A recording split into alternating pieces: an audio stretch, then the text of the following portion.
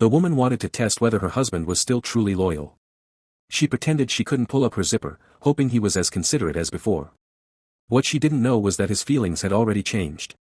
They had a daughter together, and her husband had always relied on her deeply. That morning, as she got ready to go out, he smiled and joked, "You look really pretty today. If anyone hits on you, tell them you're married." She assumed he was just teasing. She went out for a small dinner with a friend. They had a little to drink, but one glass was enough to make her tipsy. Soon, two handsome men approached and asked to drink with them. She wanted to refuse, but her friend insisted. When the men mentioned a private room next door, her friend eagerly agreed. The woman's alcohol tolerance was low, and she soon passed out completely. When she woke up, she was naked in a bed, her memory blank. Then she heard her husband cooking downstairs and realized she was back home. Panicked, she dressed quickly and ran down.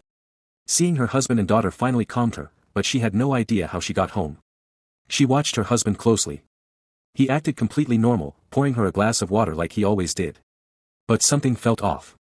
He deliberately adjusted his wedding ring right in front of her, drawing her attention to. She also noticed a bandage on his finger and wondered how he had gotten hurt. Casually, he said he had cut himself while slicing fruit. She wanted to ask how she got home, but just then the pot started boiling.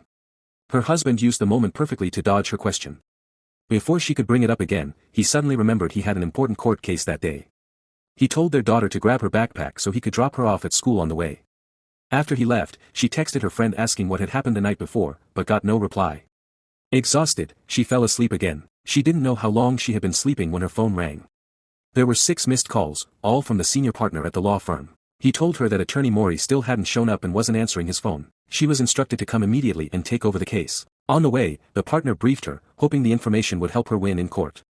But when the hearing began, her client never appeared. All she could do was request a postponement. The judge rescheduled the case for 1 month later. On her way home, she kept calling her husband, but his phone wouldn't connect.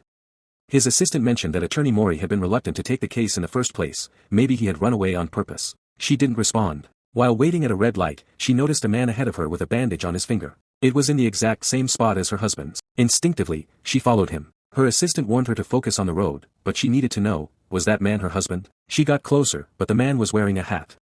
Just as she tried to get a better look, his car suddenly made a sharp turn onto another street. She tried to follow, but it was already too late.